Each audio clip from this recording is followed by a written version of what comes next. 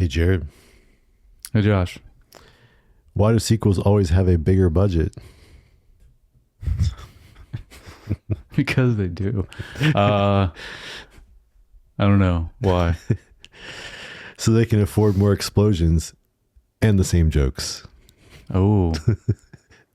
Wonder if that's a shots fired at this movie. Tune in and find out.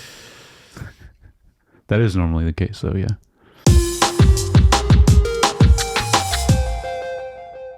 Hey, welcome back to Screen Time Film, a podcast where we discuss a director's filmography in chronological order. We are almost wrapping up the Phil Lord and Chris Miller Yes. run of films. And, well, today, Jared. Yeah. 1, 2, 3, something cool.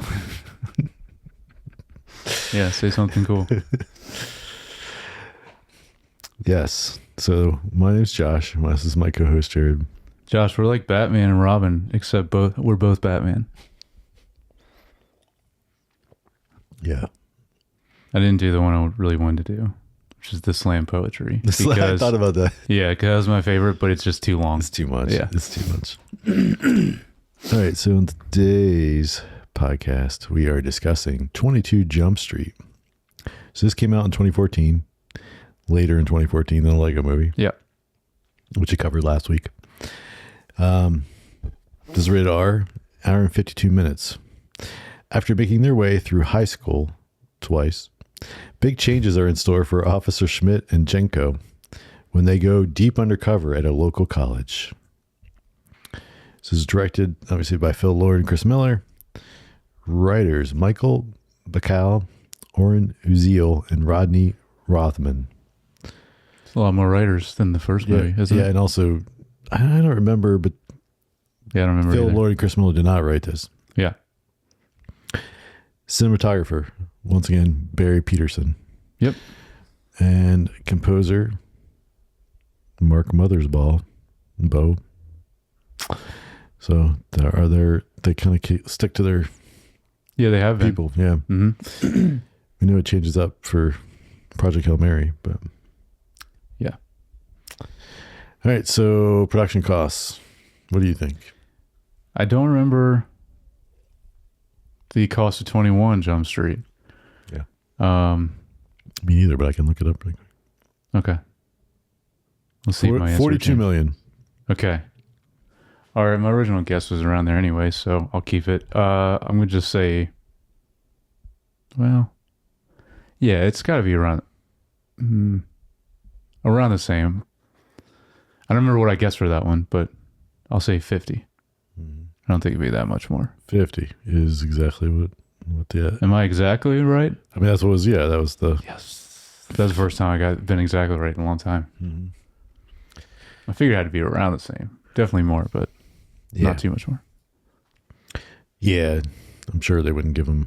Be like, if you can do a sequel and similar budget. Yeah. And it was much later anyway, and Yeah. probably same contracts are not much different for the actors, I'm assuming. Correct. All right, so talents. Some of the key talent we got: Jonah Hill, Channing Tatum, Wyatt Russell, Yeah. Amber Stevens West, Ice Cube, Nick Offerman, Dave Franco. We also have Anna Faris, Will Forte, Bill Hader, and Seth Rogen. Yeah, there's a lot of them at the end. Yeah. I think there's even more than that. Yeah, well, that was the people that Yeah. that I noticed / recognized. Do you get anybody else? No. Like I said, there was some more over the ending credits, but I don't remember who. All right, so overall thoughts on this, and I guess I'll go first because I had not seen this before. Yes. Yeah, you go ahead first. I mean, I think is a worthy sequel of the first. I mean, I think as far as sequels go, especially comedy sequels, it's not bad. Yeah. It's not bad. Like there's some good stuff in there, funny stuff in there. And so yeah, this is decent for. My thoughts on this. I have seen it before, but kind of pretty close to what you said is like a lot of comedy sequels, especially. Normally, they're not better. Normally, they're worse than the first one. But this one, I think, is a rare one that actually is pretty close as far as like comedic moments, just how good the film is in general. Yeah, I think it's pretty close to original, which is I guess an achievement in itself. But also, it's just now that we kind of are finished with this director, we already filmed Project Hail Mary. Yeah, they've been pretty consistent. I don't think there's any of them we didn't like. Yeah, they haven't done a lot. Yeah, actual directing, they've done obviously a lot of other stuff, but yeah, so they've been pretty consistent.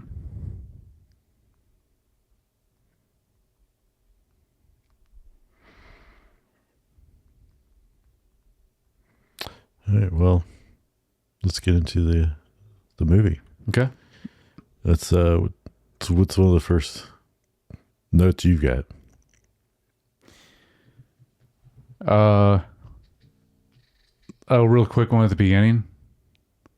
When they're meeting with the cartel members, and they call this guy Mexican Wolverine. Was really funny because that's exactly what he looks like. Yeah, I kind of more of my notes. There is some, obviously, there's stuff I remember. I haven't seen it in a while, but that's one I forgot about. So, yeah, that was great. Obviously, they come back a little later into the film and at the end, but yeah, that was like the first thing. That was pretty funny. Mm-hmm. I also like when they again get to 21 Jump Street and 22 Jump Street's directly across the street, obviously. Yeah.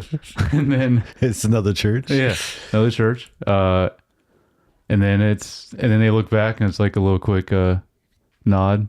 There's a 23 Jump Street on the other side again. And then I guess that's kind of more like a setup for the end. We just get a ton. But yeah. So that's great. It's a little bit bigger church. Yes. It's the Korean church. Yes, right? with Korean Jesus. Yes. That's the thing I was trying to remember. Like, yeah, that is from this one, not from the first film. I feel like they mentioned something like that in the first movie too. Well, they talk about I think there's some type of statue or something of Jesus in the first one. Yeah. And make reference to it. But yeah, then this one's like the Korean Jesus. Yep. Then obviously this is when we find out what the new drug is, Wi-Fi. Yeah. And I also think, and so how do you feel about, like, they basically said, hey, we're just going to do the same movie. Yeah, it's pretty like, much. It's the same case. They're saying that, but it's like, hey, it's the same case. Yes. Just in college now instead of high school. And so like they're almost like calling it out themselves. Yes. In that way, like, hey, we're just doing a sequel and we just moved it to high school. I mean, you moved it to college from high school. Which is definitely the way to do it. I mean, a lot of comedies are this way anyways. Pretty self-referential anyway. Mm-hmm. So this is definitely a way to do that. And yeah, there's several things throughout the movie that reference all that. Yeah. So they hit up the local college. I think it's just interesting because they, again, the obvious choice, but it still makes it fun. They flip the script again, and this time, Channing Tatum's character is the one that kind of is fitting in really well. Mm-hmm. He's naturally gifted in football, he's hitting it off with the Wyatt Russell's character. Yeah. They're like the same guy. It's more of the stereotypical type of person he would be in college. Yep.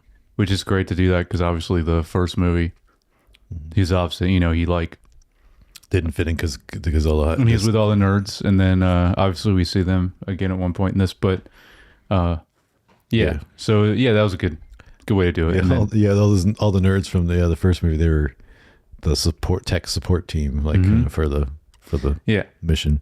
And even they try to, a lot of stuff they're just trying to do like the opposite of the first movie. Because even like Schmidt mentioning like, hey, you took a bullet for me. And he's like, I'll definitely take a bullet for you. Then, of course, obviously that Later, that's supposed to be foreshadowing, but he tries doesn't to, end up that way. and his timing's not good. Yeah. Which is, but totally fits the, hey, I'm not athletic. Like I can't, like my timing's terrible. Yeah. So Actually, I don't have that many. I only have a couple more notes, but there is something in that because I believe they're saying it when they're in the bathroom, and in that same scene, one of the other of my favorite jokes, besides obviously Schmidt's slam poetry, which is number one always, but is when he's leaving the bathroom and he sees the girl and he's like, "Hey, what's up? Just exhausted from inventing Facebook or whatever website people our age use." I love that. yeah, because it's like at this point, it's like that. No one, they wouldn't use Facebook. yep. Yeah. So, so Schmidt starts to where he quote unquote fits in or whatever. He starts to find at least is the slam poetry scene. So, I mean, I know you didn't want to do the quote, but like, obviously that's my favorite from both of these movies. I just couldn't remember if it was in the first or second movie. It's just funny. That's the thing I'd like. I still to this day like repeat as part of that. Well, it's such a like there was like those things are just like was cool for like a hot second. So quick, yeah, very quick second. It was cool, yeah. And they capitalized on that. Yes, they did. In this scene. Yep. But his I guess his training from previous made him a little less stage fright and just kind of got up there and did it. And it's because of the girl, right? But but also gets so then it gets him.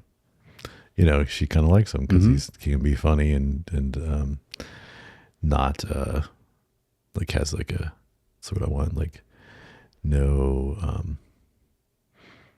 like he'll just do whatever like he get up there and do whatever because she encourages him to go up, right? Yeah.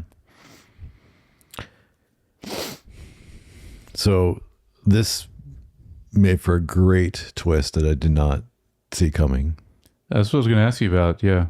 About her, Maya. Yeah. So like, so you didn't see this one. Okay. I mean, why would I? I mean, there's no like, I don't feel. No, it's a good one. Yeah. I don't think I did when I first saw it. Yeah. So, but I was going to ask you about it. Yeah. Yeah. So he kind of starts to be friends with this girl, Maya. And a bit later they end up hooking up and stuff. And of course that's even also funny because she's like, I don't want nothing like too clingy.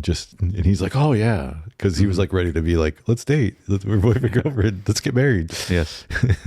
So it's not typically what you say when you're in college, especially the first. But they're not actually in college. So that's not their. She is though. Yeah. But he's thinking differently. Yeah. Yeah. Even though he should be thinking like a college student. And then obviously her roommate is just there the whole time. The roommate. Yeah. And I didn't get that. She's in other stuff. I didn't write her down. What's that actress name? Yeah, at this time I don't think so. But yeah, she's been in a lot of comedies. The thing I know her most from is she was like in all of Workaholics, which I guess would have started probably shortly after this or around this time. That's what I know her most from. Anyway, the twist is that we come to find out that's later because it's on Parents Weekend. Yeah. That the parents show up and Schmidt's parents show up. And so does Maya's. And she's like, oh, we should meet. And so they go to meet and it turns out the captain is her dad. Is her dad, yeah. It was played by Ice Cube. And man, that makes for some good, like that scene, the dinner, like the brunch scene or whatever they're having, like another great moment. Yeah. He says something like, can we get this guy some water? Like he's black. He's had it hard. It's like so, so ridiculous. Everything he does when he goes up and gets the food too is amazing. But of course, it makes for some good comedy there. Yeah, I mean, and then pretty much from there for the rest of the movie, when he has to see him, there's a lot that happens. Like tension there. Oh yeah, which works well. So then we've got the bond that Jenko has with Zook, which is played by Wyatt Russell. Forgot And that's his name. So I have a question. Like, Yeah. I don't remember this in the first movie unless I'm forgetting, but like all of a sudden they're doing all this parkour. That was and it probably became- around this time too. But it came like it's very crucial to like some of the plot, like that they are able to do in this film. Yeah. And it's like Jenko is like, they acted like it was like something. Oh yeah, he's got the skill, and I'm like, he isn't doing that in the first movie. No. So then there's no explanation of why all of a sudden he can do all this parkour. No, that's true. But you're right. But it I was think also probably like, in 2014 that was just they wanted to throw it in. just throw it in because it's Another cool. thing. Yeah. So parkour and slam poetry. I don't remember, but I guess they were probably around. the late 2010, the late 2000s to the early 2010s. Yeah, I guess Somewhere in there. Yeah, that sounds right, but I don't really remember. But I guess they were probably around the same Which time. reminds me, like Very small window for that too. that opening of The Office where they do. Yeah, that's the Like, best they're one. just yelling parkour and they're like rolling around. Oh yeah, that's the best like that anyone's done. That has to do with parkour in a comedic way. Yeah. But it's fun to see these two guys like bond and see, which is kind of sets up the romance comedy of this, like between the partners Schmidt and Jenko, and where they start to break up because Jenko's character is bonding with this other guy Zook, who they're so much more alike. Yeah. And so it's like that, it's like easy and, because they're just like, they're all into the same things. And whereas like Schmidt and Jenko are butting heads all the time, which is, again, Another great thing great. that's going to happen. It's a trope, but also like Yeah. the way they use it in this is a little bit unusual, right? Like it's with partners instead of, and police partners instead of an actual No, but I mean couple. like as far as repeating the formula of the first movie, Oh yeah. like they're gonna have to fight at some point and kind of break off, but obviously for a different reason this time. But I think I guess that's also why it's like you don't really see it coming, because everything else is pretty much the same movie, same formula as the first movie, but then throwing in the twist of like the girl Schmidt's interested in, is the play. Like that's good. I think it also helps why you like don't really see it coming, because it's nothing like that was in the first film. Well, and I think to me this was a stronger. I mean, the other one was good too, because in the first movie, you had Schmidt, who was kind of being brought into the in crowd, and so which he wasn't in high school, so he kind of forgot about Jenko, right? Like he kind of just like, and so in this one again, flipping it, where it's more like Jenko is kind of forgetting because he meets this guy that they just have everything in common, so just like click like crazy. So he's kind of getting left behind in this case. I think this really feels natural, like that's a natural thing that could happen. Definitely. And so I think it's done well from that standpoint. But of course, then when they actually fight and it sounds like they're breaking up from as romantic couple, that's done. The counselor. Yep. Yeah. And that feels like like it was obviously tropish, but like as doing it for comedic reasons. I don't think at this point Wyatt Russell. This was probably one of the first things I saw him in. Yeah, well, like I said, I hadn't seen this, so like I really hadn't seen him in anything. I didn't see it. The first thing was Captain America or whatever. Oh wow, okay. What is that? Winter Soldier and Falcon and Winter Soldier, the TV series where he plays. Dang, okay. He plays the like fill-in Captain America. What does he call it? He's got a name. It's US something, I think. I forget the name of him. Yeah. Yeah. But no, I think this was when he first was probably starting to get popular. I don't know. Yeah. He could have been acting way before this, but I don't remember seeing him in anything. Obviously following in his dad's footsteps, but course, right. You know, he's Yeah, right now it's he's cool been- because they're both in something. Monsters, Monarch. Monarch, Legacy of Monsters. Yeah, which is also he's great in. So Yeah, he is.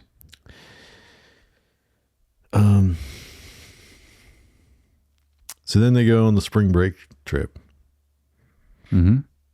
and this is kind of basically the third act, or like the, you know, kind of finalized action stuff. And yeah, this was fun. I mean, I think there's some ridiculousness in here. Even the DJ at the spring break, the music was very early 2010s. And I believe the DJ looked like it was Diplo or someone like that, like one of the artists from that time that was big. Yeah. And like, yeah, obviously that type of music, yeah, very big in the early 2010s. So it's just funny, like going back to these things, very specific things that were just popular at the time. Another thing that like, not like that type of music, very specific moment, you know, just like the other things we mentioned, very specific for this time, 2014. Yeah, I like the, and then I was like, I didn't look it up, but I should have. The scene where they jump to like grab onto the helicopter. Mm-hmm. I was like, I mean, that's such a, like, been done before so many times. But Yes. but like, and like the fact that Schmidt makes it is, it's so ridiculous. Yeah, it is. Like, I mean, even like Jenko's, like when he does it, like it looks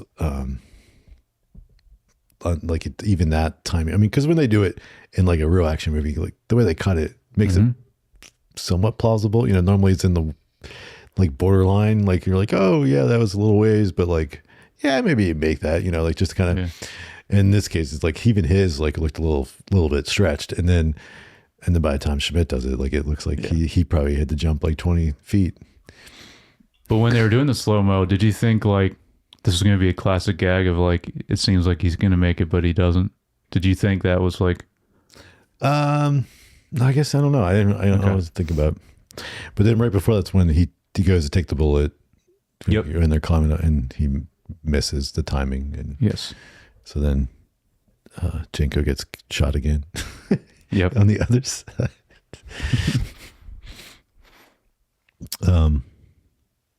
Oh, I forgot actually someone I don't think you mentioned in the cast is the one guy, Peter Stormare. He's just been in so many things. But you know what I'm talking about? The main cartel guy. Mm. He's just been in so much. Always great. But yeah, I think he's more of, I don't think many people just know his name. I think they're more just like, oh yeah, I know that guy from just been in a lot of stuff. It's like you mentioned maybe last pod, Stephen Root. Mm-hmm. Another guy's just been in so many things, which you mentioned Office Space, obviously. But then like no one really knows his name. I'm just more familiar since we started doing this pod. I'm just being more aware and trying to learn actors' names. So, yeah. So, of course, here at the end, you get the reveal that it's been the roommate all along. Yes. That happens to be the daughter of the cartel guy. Right. She's the daughter of, Peter Stormare. Yeah, I don't remember the character's name in this. But yeah. Then there was a great moment where Maya gets to step in and save the day. Yeah. And also, the captain obviously does the right thing, even though he wants to kill Schmidt. A good excuse to shoot him. Yeah, so there was the line where they're like at the dinner table too. I just remembered like where he's like, well, "How'd you guys meet?" And she's like, "Oh, blah, blah." And then he's like, "And we went back and watched the movie." And then she's like, "Yeah, we watched the movie like 3 times." Yeah. Like, oh yeah. And he's like, "Oh, I get mad." Yep.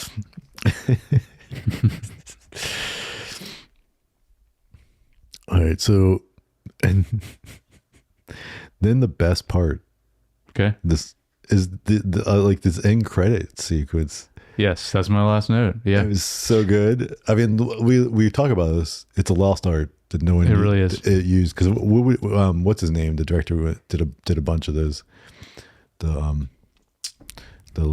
Yeah, Todd Phillips. Yeah, Todd Phillips. He did all the comedies. Yeah, like in those comedies, he would have some fun outtakes and things and like stuff like that at the end. Well, that's a different thing is when they do, actual bloopers or outtakes. Just anything, using it for something creative. I like love this. when that happens too. But yeah, this or doing something like this, which is So then great. this is just a montage. If you don't know, this is a montage of just what then 23 Jump Street would be, but then it goes to 24 and then 20. yeah, all the way to. So I counted because obviously I remember this from seeing the film before, but I didn't remember it being this many.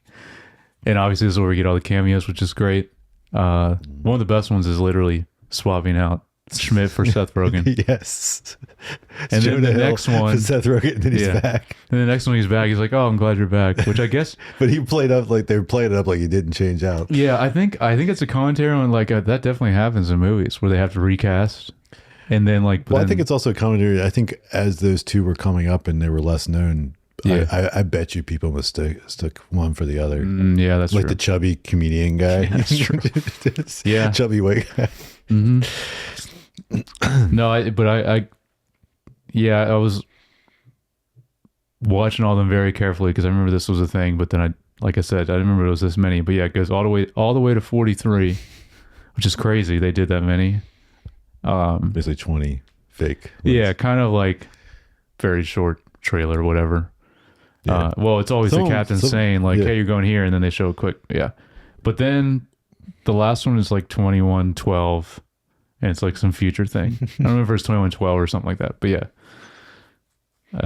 I think that was the last one, Mhm. but yeah, great way to end the film, and yeah, to your point, great way to utilize the end credits, whether it's this or bloopers. But yeah, I think this is great. You're just continuing the comedy of the movie Mhm. over the credits. It's awesome. Yeah. But also I think it's just a way to show, so they like knew like, yeah, we're not going to do another one of these movies. You know? Like we're not going to do a third one. I imagine, and they're like, so we're just going to do all these just so you can see, Yeah. or just all the ideas maybe they had Yep. making the film and then just throwing them in at the end, which is awesome. So yeah, that's my last thing. Yeah, mine too. That was last time, but like I said, it's a good fun ending. Yeah. But yeah, so I think it's interesting that I think we're both almost, which doesn't happen that much, like we're both like almost exactly like the same on how we felt about this movie. It's like pretty much Mm-hmm. as good as 21 Jump Street. Mm-hmm. And yeah, I feel like that doesn't happen that much. No, with I mean, stuff I'd we say, do. it's very possible. I would be curious, but like I almost would argue that maybe this is the better movie. But don't like if this. Yeah, was, you can make a case for that. if this was, the first one. So then the premise was Mm. kind of original. I mean, obviously it's playing off of the old TV show. Yeah. That, and then of course you don't have the cameos from Johnny Depp and stuff like that Right. that they did in the first one. But But they did have a cameo. You remember that right before the credits? yeah, And I didn't recognize him, but the way they shot it yeah, and what he said, I'm assuming that was another kind of main person from the TV show. probably. Yeah. Yeah. Yeah, leave a comment if you know. I mean, I don't remember that show. I just, obviously Johnny Depp was the only one. Yeah, I never I saw knew that was in never, it, that never show. saw the show. But, Yeah. but yeah, so I don't know. It's just one of those things where I feel like, if these were the first time for a lot of the jokes and the concept, and Mm-hmm. like it might be the stronger film. I think in some ways, certain stuff in this I do like better than the first one. But like not everything. So that's why I think they're kind of pretty on par with each other. Which again, I mean, even that, I mean, that's That's hard to do in comedies, Yeah. original and sequel. Even harder if it's like, to your point, almost the sequel is even better than the original. That's even more rare. So, all right, so we'll talk a little bit about cinematography. I mean, yeah. these kind of stuff is not a lot to talk about. It's pretty straightforward shot stuff. I think the biggest thing that was more creative was the with visual style was the trip when they took the drugs and they were tripping with the drugs. Yes. I think I have a note about that. Well, I have one other thing with the beginning, but yeah, that was cool actually playing with the split screen. Yep. With Schmidt essentially in hell and him in heaven with their trips that they're on. But then which is also they do a couple other times. They do the split screen and then they come together. Which is another which is cool. also like but is also a very trendy thing from that time. Was it? Yes. Did you split screen? Okay, Yes. I don't remember. Yeah, it was like yeah, there's like That's funny. I think when did I'm trying to think what was like the biggest use of it or the biggest film from that time that would have used it. well I filmed I was gonna say I think 24. When did the show 24? The show 24? Oh, that was in the 2000s, I thought. Yeah. You were saying they used it a lot? Yes. The split screen? Okay. Yeah, 24 I feel like was more around the Bourne movies. Because it kind of had that feel to it. Should have been mid 2000s, maybe? Early 2000s. The show premiered in 2001. Oh, wow. Okay. So it was a little earlier than I thought. But like I feel like because they would do that in like the intro showing where everyone was at the beginning of each episode, kind of like counting it, and they would have the counting timer. Yeah. I mean, that show was very original for that time. Yeah, for sure. But and really good from what I remember, but I don't remember watching it much. But yeah. But I remember so from that, not immediately, but like after that got pretty popular a couple seasons in. So then you're talking probably mid 2000s. Yep. You start to see people wanting to do that in, marketing. So like, because I remember that was in like, trailers. So like, well, or just in commercials and stuff like that. Oh, because I remember like, because really 2007 was when when I hired the first marketing agency to start directing commercials. Yeah. So before that, I was doing some stuff on the side, freelance, but my main job was other things, right? So that was really when I was full time, and I just remember those early days. Like that was the thing. Everyone was like, "Oh, we can do some split screen stuff." And so I mean, I know I did it on a few handful of things, but the problem is like in reality, you got to shoot twice as much if you want two different things on the screen at the same time. But it so I feel like it was one of those other things that they kind of picked up on that was more trendy at the time. Okay. Yeah. At least they didn't do the because we've mentioned I think more than once. At least they didn't do the trendy thing that the Bourne movie started with the insane shaky cam that like to the point that like stuff, I couldn't. It's unwatchable. Kinetic energy to the. It's terrible. It's essentially just so they don't have to do really good stunt or choreography. Right. It makes you can be sloppy with your choreography and stunt work, but then you see literally the complete opposite, which I mentioned on the TV pod, revisiting all the John Wick films. That is the complete opposite of that. You see how much better that is. Yeah. Like those are very long. 100%. Like kind of more wider shots, right? Is that would that be the right term? Yeah. Because the other just more distracting. Yes. Because the other ones, and then they're long, sometimes long one takes that they do. Awesome. This is insane. Yeah. And it doesn't get rid of the visceralness. No. You think, I feel like also the shaky cam was more about like making it feel more impactful or. Well, I think it's trying to make you feel like you were, because like the chaos that it would be if you were really involved in the fight, right? Like if you were part of that fight. You're right up in there. Like you're like in there. Yeah. But yeah, it quickly just becomes, they're just very disorienting.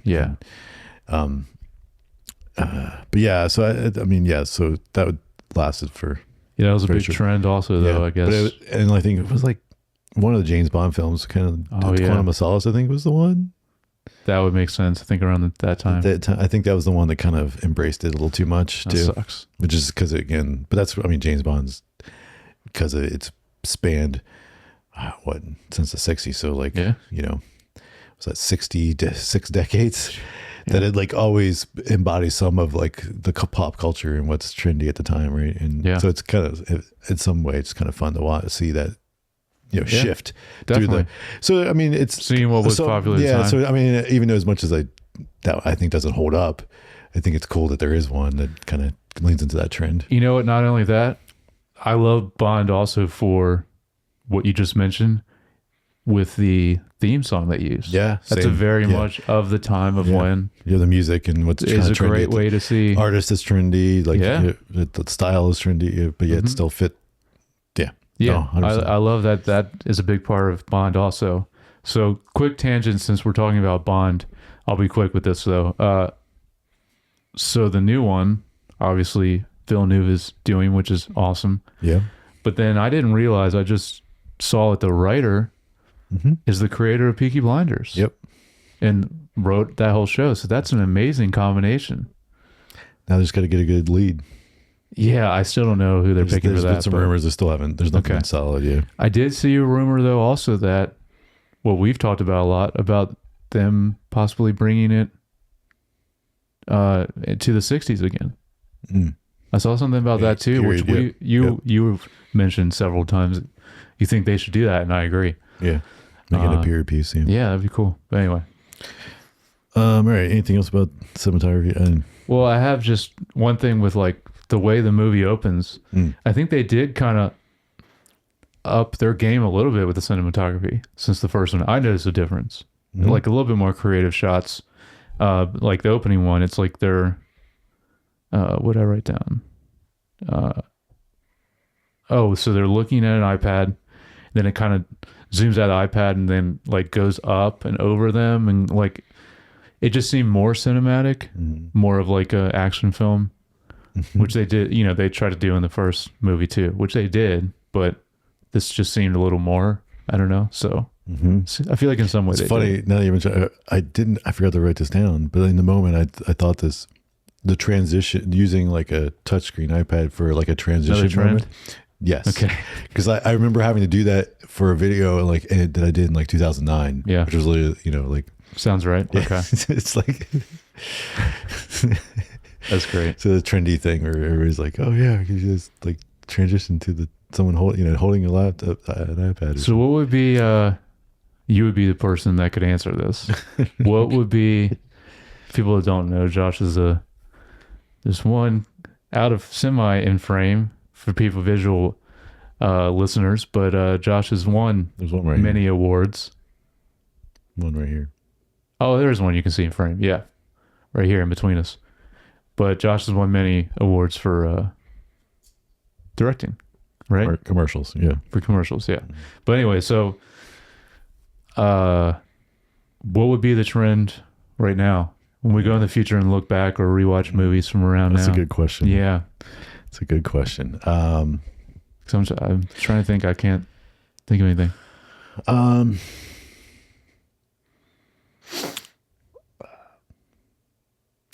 I have to think about that because like what I try to do is stay away from that stuff unless someone's really intentionally Yeah. asking for it. But Yeah, you don't want anything that you do to make look dated correct. when you look back on it. Yeah.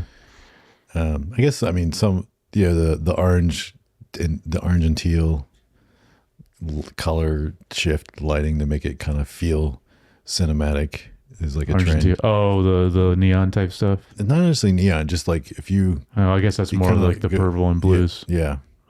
But yeah, it's just like that orange and teal look. I can show Orange you. and teal. Yeah, I'm Yeah, I trying to can think show of you you. mean as an example, but okay. And we've done that before, but like Yeah. there's things that we do that for. So I don't know. There's definitely got to be gimmicky stuff that I'm just not thinking off the top of my head. I would say, which is actually like another reason why I think what we just covered on the TV pod with One Piece. One Piece is so colorful, but I feel like so much stuff is like Right. the opposite. Yep. to a point where like that's looks good in some movies, but I feel like they've gone too far with it. You know what? Oh, actually, I think I know one of the answers to this Okay. because I saw a YouTube video about this recently. Specifically with cinematography, certain stuff like looks like what they call it. I think they specifically called out Netflix movies with the lighting and looking. I don't know what the word they used. Maybe too sterile or like over lighting something. I don't know. Have you noticed that?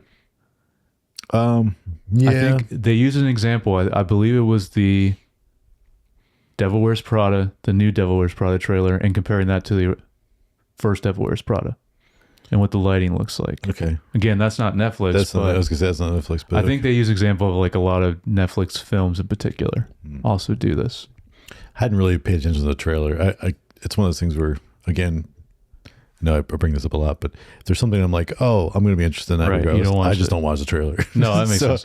So I don't know if I can fully clock what. I think it's like the shots and lighting. absence of like shadowing it all is Well, part of it. Do you know so- what I'm talking about? Yeah, so that would, but I mean, that would mean, to in our world, like, that's kind of very commercial lighting, right? Great, like, Yeah. like if you think of like a classic commercial, like everything's just kind of, which is also a lot of times referred to as high key, meaning Okay. like there's just so much light from the key light that everything feels very, like, just very lit, right? It's like the like ABC, NBC sitcoms. A lot of Right. them are that way. Yeah, well, so a sitcom is shot, but that's because if it's real, the traditional sitcom where it's shot live, It's a live studio. and so then they're shooting it audience. with multiple cameras Right. live in front of an audience. So then it's lit more like a stage True. production where everything's kind of covered in light, so that it doesn't matter where they're looking from, they're not going to be too heavy shadow. And so then, but then there's no shape at all, like, Yeah. because you have like light from like a home that's 180 degrees, so that they can film from 3 different cameras angles, all on the from the audience facing side, Yeah. and still get a decent shot. That's why that stuff always looked like, which is why then when they switch to single cam stuff like Modern Family as an example, then it suddenly looks a little bit more, has some shape, has some things, because they're shooting it with a single cam. Okay. And it's not on a live studio, like, so it's like on sets and things. And I'll have to find the YouTube video and then send it to you. But yeah, I was wondering if it's something you noticed that's like right now. Yeah, I don't know what the term would be. Is that the term then? Shape? Because like, well, so shadows, like a lot of shadows is what stuff. gives you shape in Right. something, right? So and it seems like there's not cinematic shadowing in a lot of stuff recently. I don't know. I don't know if that's the right way to describe it. yeah, I don't know if I would say that. Stuff seems like too lit That might be to me. because I mean, that would be, so taking a step back, Okay. and you'd look at like Deakins, or Yes. even Greg Fraser, Greg Fraser, like some yeah. of the, like people like they're very not that, right? Like Deakins, especially with his cove lighting, where he's just trying to be very subtle and natural, Yeah, I love it. and that's looks, I do too, but like, and so it's the complete opposite of that, right? And I think that might be it. Like, it might be, again, more commercial, because even when we're doing a commercial and it's like, I want to say like a lower, but like where you don't have the time to light something naturally, but you still need to light it some. Yeah. Then the lighting is a little bit obvious that there's best way is like it's unnatural. Okay. Doesn't mean it's like maybe may or may not be overlit, but there's a certain unnaturalness to it, and that might be what they're referring to a little bit too. Maybe that's what I'm thinking. but because it takes a lot of work to control it, Yeah. but make it look natural. That's Okay. a lot more work than just being like, oh, we can throw a few lights up and make it look decent and stuff. And which I think is that threshold difference that maybe they're referring to. I don't know, but I'd be curious. You should. Yeah, send it to that's the only thing. I mean, because before I saw this, this is kind of like a bigger picture about like modern films right now, and how they light them. And I guess a lot of it also might be color grading. I don't know. me. That's some of it. But Because you can push some of that in post through the masks and things and how much light you have on the face, which also might go and play. And I mean, I'm just thinking about this, but like, I haven't seen the Devil Wears Prada one, but like, obviously, all those actresses that are in that, or whatever, 20 years older, whatever it's been. And so one of the things you know, if you're over lighting and then also, you know, kind of over makeup and everything to kind of hide some of that aging, that could be too some of the factor in there. That makes sense. Before I watched the YouTube video kind of explaining it, like I have noticed, but then this just kind of explained it a little bit more. But yeah, I think it was specifically, like I said, they used that just comparing the original and the sequel, Devil Wears Prada, but I believe it was Netflix films was the main thing, but I don't know. But then, like, obviously we get the complete opposite. Project Hail Mary, we just came out recently. I would say no. So Greg Fraser, Roger Deakins, and then Hoyte, which is Nolan's guy. Yeah, obviously also like the top of the top cinematographers obviously don't do this. So I think they're kind of some of the ones that their stuff does feel more timeless. Yep. All right. Anyway, that's, but I mean, side tangent there. Yeah, but it's important about right now how films look compared to this, which was 12 years now ago. Right? Yeah, 2014. Yeah. All right. So themes and messages. Score? Oh, score. Sorry. Yeah. Score. Do you have anything? I do not have anything. Okay. I don't really either. It's very similar to the first film. This guy, Mark Mothersbaugh, whatever. He's great, especially with the first one, Cloudy with a Chance of Meatballs. It's a lot of DreamWorks, Pixar type movies like that. The scores in them are so good and they do so much in those as well. This one not so much. Really nothing stood out to me. So yeah, but themes, it'd be the same as 21 Jump Street essentially, but I don't know. Do you have anything specific for themes? Well, I kind of put like the themes kind of evolving and growing as a person without losing what you had with someone else. Like it kind of like the friendship they had as partners, and then they were kind of evolving and growing, but then and started to grow apart, but then realizing that, you know, that's more important is that relationship, to keep it there too, the foundation of that relationship. So yeah, it's kind of the gist of what I wrote No, down. that's good. I don't really have And anything else don't to date add. the boss's daughter. Yeah, definitely don't do that. It'll make work very complicated. Especially your captain, like that guy is he's intense. He's great though. I think he's one of the best in these movies. All right, so getting some trivia. Yeah. All right, so for the theatrical run, a small cough could be heard during the opening Sony logo. It was taken out of the DVD and Blu-ray releases to prevent viewers from thinking someone was in their home. Wait, what was taken out? A cough. From a small cough. Oh, okay. I guess it was there intentionally. Interesting. So it's in the theaters. When it was in theaters? Yes. Okay. Maya Angelou died 2 weeks before the film release. They had no time to swap out the reference. They decided it was okay, though, as it's not disrespectful. Oh. Yeah, that's rough. Mentioning that right after the person actually dies. Yeah. Kurt Russell mentioned that Wyatt Russell turned down a role for the Hunger Games sequels to star in this movie. Wow. Was he in any of the Hunger Games? I guess. That's I don't know how this movie did, but Hunger Games was massive. So I don't know if he made the right choice or not. I think this movie did really well though. At the time.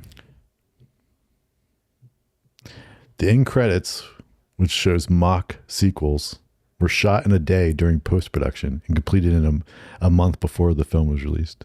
Wow. That's impressive. That's interesting. So maybe they had that idea very late, Maybe. and they were like, "Oh, we should do this." Yeah. Maybe that was when they decided, because maybe they were wanting to do a third film, possibly Maybe. at one point. Then they were like, I don't know if the studio, whatever, or they didn't, or they wanted to scrap the idea, and then they were like, "Let's just film all these real quick." Well, here's the film originally ended with Janko and Schmidt saying they never wanted to do this again. But test audiences did not respond well to that. So they created the multiple variations, medical school, a semester at sea, etc. What was the one they were clergy? There was one. Yes. It's like Great. yeah.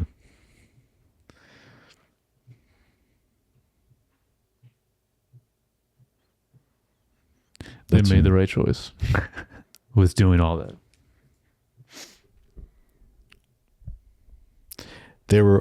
So everyone was floored by Jillian Bell's banter with Jonah Hill in the morning scene. Mm-hmm. And the filmmakers noted that it was the first time they ever saw Hill on his heels. From Hill, it's like she thinks about what I'm going to say before I say it and says it's better and funnier than I was. Wow. So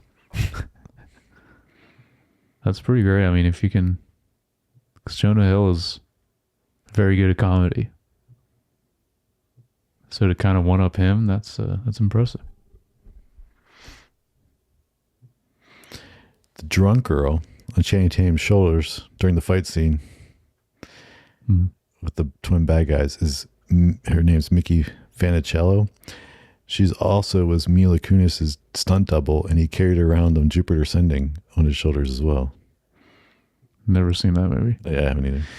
Well, yeah, we didn't mention the twins. They were great too.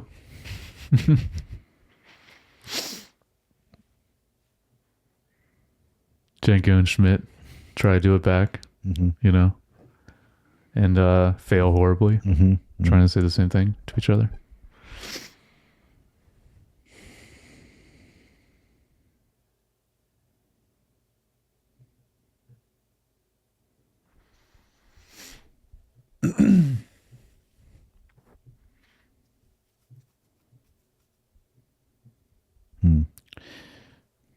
Not much else. Yeah, the other thing they do, like, which I think is,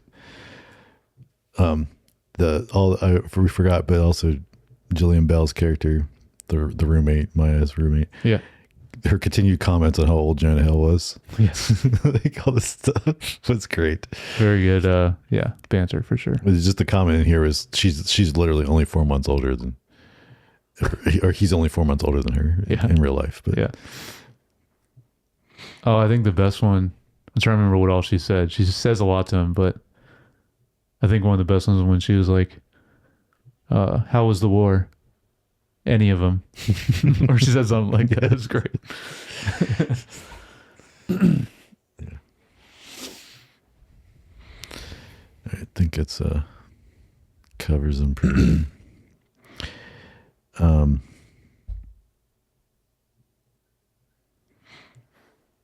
Yeah, the only thing I was going to bring up was, so we didn't go into specifically, but so just there's a big gap. We're going to, obviously the next episode will be Project Hail Mary, but then there's a big gap in there because these guys were originally supposed to direct the solo film, Star Wars solo story.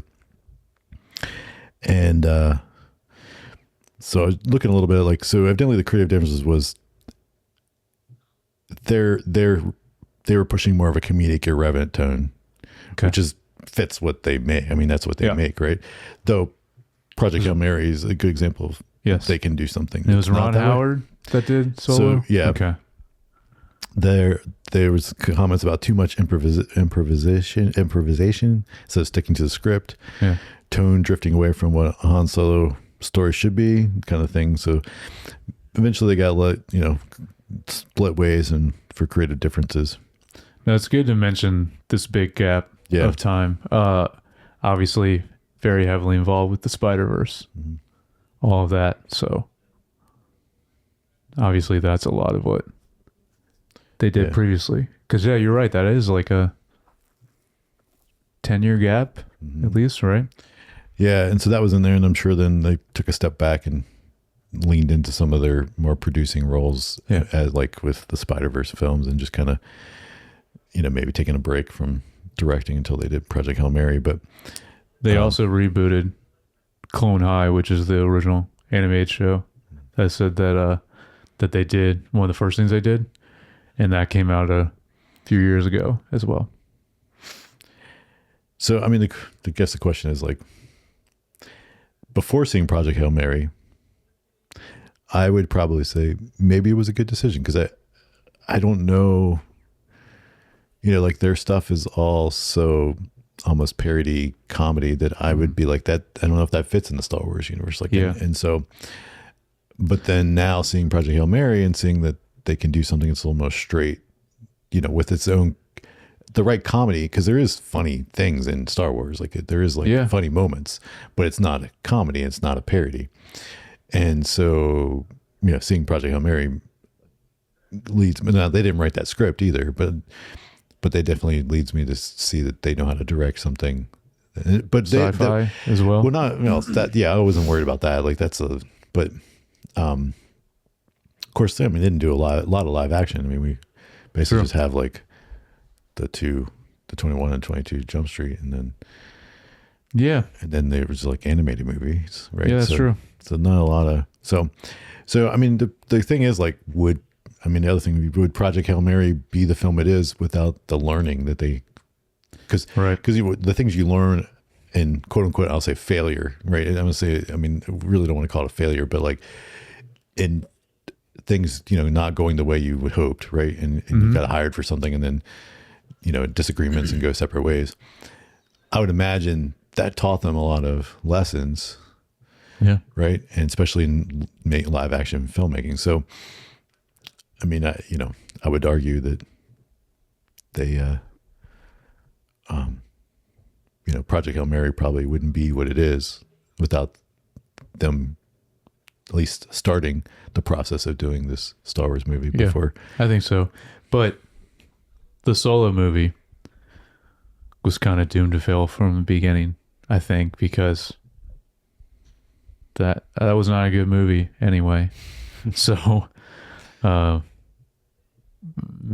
I think that's probably good that they didn't end up. Ultimately not be attached Yeah. to it. Yeah. Yeah. I don't, yeah. Yeah. I don't know. I mean,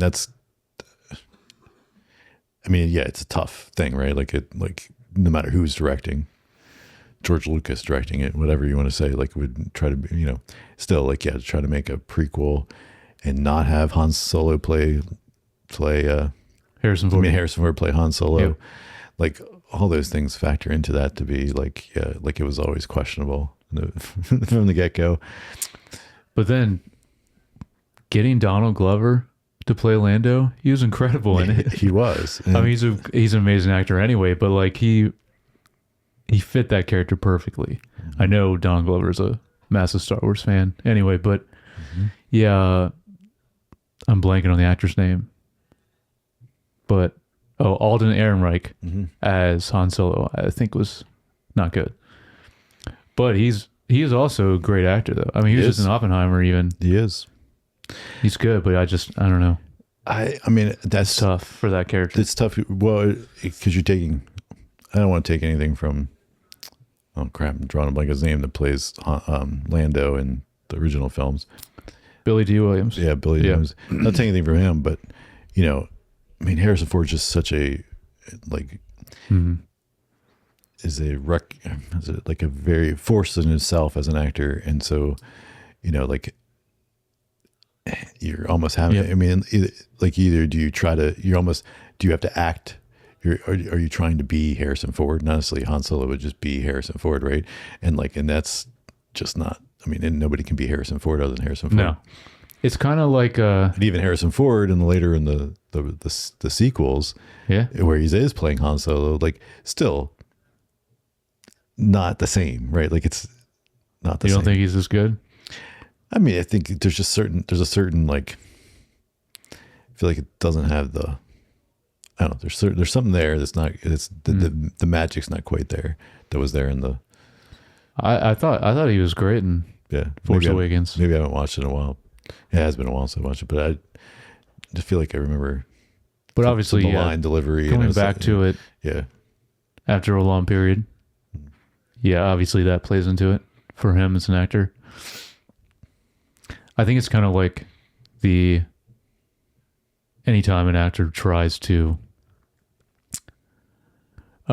play Joker, where it's like it's already a character that there's so much history with in the mythology, but then also it's like you have to do that. You want to do your own thing too, but then it's like, how much are you doing just a copy of Heath Ledger's performance, or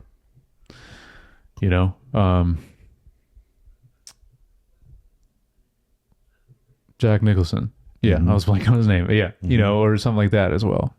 I don't know. I kind of think of it that way somewhat, but yeah. So you're mentioning we have Project Hail Mary will come out next week, and then and then we're gonna do a couple from previous directors that we already covered. Have some new random one-offs, and then we'll pick a next director. Which, if you have any thoughts or ideas, let us know.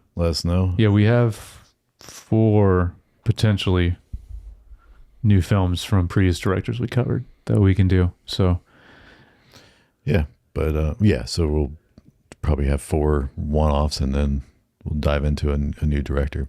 And again, open to some suggestions from the audience. So please send those in by a couple different ways. You can comment or DM us, but also you can email feedback@screentimepod.com. And then, for those of you that already do, we appreciate all of you. But if you don't yet, please like and subscribe and follow Apple Podcasts, Spotify, YouTube, Facebook, Instagram, and TikTok. And if you'd like to follow me or Jared on Instagram, I'm at JYoungBar. And I'm at Jared Youngbar. All right, we'll catch you guys next time.